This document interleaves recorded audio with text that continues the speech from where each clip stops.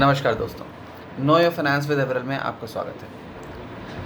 आज हम लोग एक बहुत ज़्यादा फ्रीक्वेंटली आने वाले टीवी पे एसआईपी से रिलेटेड एक ऐड आता है, उसके बारे में डिस्कस करेंगे।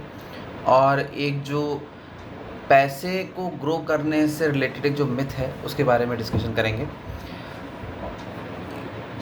आगे बढ़ने से पहले मैं कोई फाइनेंशियल एडवाइज़र नहीं हूँ, इसलिए अगर आपको मेरी बातें समझ में आएँ तो उससे पहले अपनी फैमिली या अपने फाइनेंशियल एडवाइज़र से डिस्कस करें, तभी उसे अमल में लाएं। दोस्तों, आजकल सुबह शाम कभी भी आप टीवी देखें तो एक ऐड घूम घूम के आता रहता है कि मैं सिटीज़न हूँ क्योंकि मैं अपने हर छोटे बड़े खर्चे के लिए एसआईपी करता हूँ, इसलिए मैं सिटीज़न हूँ। और दूसरा बंदा कहता है नहीं यार, अब मैं भी यही करूँगा। देखिए, बहुत सिंपल सी बात है, आप पैसे को जितना तोड़ेंगे पैसा उतना बर्बाद होता चला जाएगा। आपको सिटीज़न बनना है, बनिए, उसमें कोई बड़ी बात नहीं है। 4-5 और फैंसी टर्म्स आ जाएंगे, उनको भी अपने ऊपर लगा लीजिएगा कि मैं ये हूँ, मैं वो हूँ। बट फैक्ट ये है कि अगर आपके जीवन में 10 खर्चे हैं तो आप ऐसे इन्वेस्टमेंट नहीं करते कि 2 रुपये मैं इसके लिए कर रहा हूँ, 3 रुपये इसके लिए कर रहा हूँ, 4 रुपये उसके लिए कर रहा हूँ। नहीं, ऐसे नहीं होता। पुराने ज़माने में हमारे यहाँ ट्रेडिशनली पैसे कैसे बचाए जाते थे? बही खाते के थ्रू। एक रजिस्टर मेंटेन होता था या एक इंसान कॉपी मेंटेन करता था, उसमें अपने महीने खर्चे लिखता था, कहाँ हुए, कितने हुए, और उसके बेसिस पे डिसाइड करता था अच्छा इतना मुझे सेव करना है, राइट। इसी तरीके से पुराने लोग खर्चा करते थे, इसीलिए उनकी लाइफ एक डिसिप्लिन्ड लाइफ होती थी, बैलेंस्ड लाइफ होती थी। आज की डेट में हम क्या करते हैं? क्रेडिट कार्ड भगवान दिलवाई देते हैं जॉब मिलने के बाद। तो अब होता क्या है, स्वाइप करते जाओ, स्वाइप करते जाओ, स्वाइप करते जाओ। महीने के अंदर पता चलता है पापा से फ़ोन करके पैसे लेने पड़ रहे हैं कि सारा पैसा तो क्रेडिट कार्ड के और किराए में चला गया, अब लाइफ लीड करने के लिए पैसे कम पड़ रहे हैं तो पैसा दे दीजिए।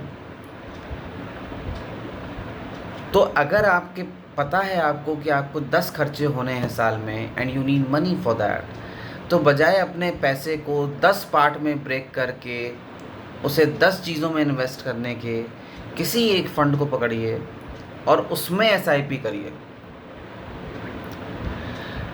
आप इस चीज़ से मत डरिए कि ये सारा पैसा मेरा फंसा जा रहा है। नहीं, लोग ये कहते हैं कि 2020 में जहाँ मार्केट था, आज की डेट में मोर और लेस मार्केट वहीं पहुँच गया है, तो हमारा रिटर्न तो ज़ीरो है। हाँ, पेपर टर्म में देखेंगे तो रिटर्न ज़ीरो है। और मिथ भी लोग यही कहते हैं, मिथ जो है वो ये है कि मार्केट में पैसा लगाना नहीं चाहिए, क्योंकि मार्केट में पैसा लगाओ तो डूब जाता है, डूब जाएगा। अगर आप लोगों ने मेरे मंथली या एडहॉक एसआईपी वाले वीडियो को नहीं देखा है तो जाके चैनल में एक बार उस वीडियो को देखिए।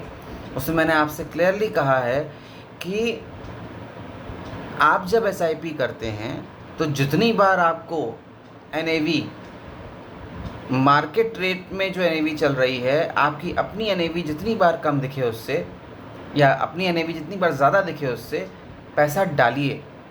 2020 से मैंने एसआईपी शुरू की थी, मैं डालता रहा। अब मार्केट 2020 से ऑल टाइम हाई 26,000 तक गई, फिर 2024 से गिरते 24 पे आ गई है, और पिछले 1-1.5 साल से यहीं पर अटकी हुई है।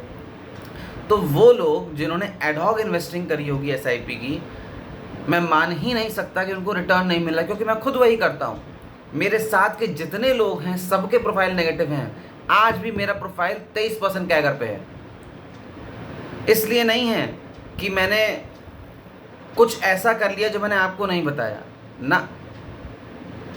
आप ये डिसाइड करें कि मुझे इन्वेस्ट कहाँ करना है, मुझे इंडेक्स में करना है या मुझे म्यूचुअल फंड में करना है, कहाँ करना है, स्मॉल कैप में करना है, मिड कैप में करना है, लार्ज कैप में करना है, कहाँ करना है। और जहाँ भी आप डिसाइड करें उसमें एक मुश्त पैसा डालिए, पैसे को तोड़ के मत डालिए। अगर लेट्स से, मैं अक्सर सबसे कहता हूँ कि अगर आपको गारंटीड रिटर्न चाहिए 12% का over a period of time, तो आप इंडेक्स फंड्स में डालो। अगर आपने निफ्टी नेक्स्ट 50 में भी डाला होता, 2020 से डालना शुरू किया होता, और जब भी मार्केट डिप दी हुई होती और मार्केट की एनएवी आपकी एनएवी से अगर कम होती और आपने अगर पैसा उसमें डाला है तो ऐसा हो ही नहीं सकता कि आपको इस समय प्रॉफिट नहीं है। मैंने 2024 में अपने 1.25 साल का या 2 साल का जो भी था उसे विड्रॉ कर लिया था और 2024 के अक्टूबर से मैंने दोबारा डालना शुरू किया था। इतने अप्स एंड डाउन्स हुए हैं और मैंने सिस्टमेटिक भी करने की कोशिश की थी और एडहॉक भी किया है। जब जब मार्केट ने डिप लिया मैंने तब तब उठाया है। मेरा प्रोफाइल आज भी पॉजिटिव में है, जबकि मेरे साथ के जितने लोग हैं सबका नेगेटिव है। आपको सिटीजन बनना है, बनिए, बट अपने पैसे को मत तोड़िए। आप पैसे को 10 जगह तोड़ के लगा देंगे, उसमें उसका रिटर्न फिर आपको समझ में नहीं आएगा, राइट। तो इससे बेहतर है अगर आप महीने का 10,000 रुपये इन्वेस्ट करना चाहते हैं तो 10,000 रुपये एक स्टॉक में लगाइए।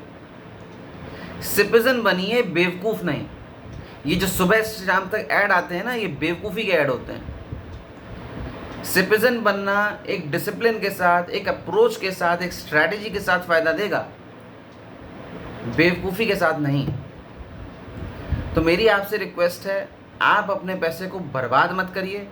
आपके पास जो पैसा है उसे 50 पार्ट में डिवाइड करके 50 इंस्ट्रूमेंट्स में लगा करके ये मत सोचिए कि आपको कोई ख़जाना मिल जाएगा, नहीं मिलेगा। आप एक ही फंड में भी अगर लगाते रहे और हर डिप पे अगर आपने बाय किया तो over a period of time आपको इतना रिटर्न दे जाएगा जितना कोई नहीं दे पाएगा। 2024 में भी जब मैंने निकाला था तब मैंने 29% एब्सोल्यूट रिटर्न पे निकाला था। मेरा कॉर्पस छोटा था, एग्री, बट 29% निकाला था मैंने। अपने बड़े भाई साहब को मैंने 19% निकलवा के दिया था। अभी भी मैं देखने जाऊँगा तो मैं एडहॉक इन्वेस्टिंग करता हूँ, तब भी मेरा जो कैगर है 23% का है, राइट। तो अक्लमंदी इसमें है, सिंपल फंडा। अगर आपकी एनएवी चल रही है किसी भी फंड में, XYZ सेफेस्ट इंडेक्स फंड्स होते हैं, चाहे निफ्टी 50 हो, चाहे निफ्टी नेक्स्ट 50 हो, कोई हो। स्मॉल कैप भी लेना है तो किसी अच्छे एएमसी को देख करके लीजिए, और स्मॉल कैप का रूल है 10 साल से पहले कोई उम्मीद करने की ज़रूरत नहीं है।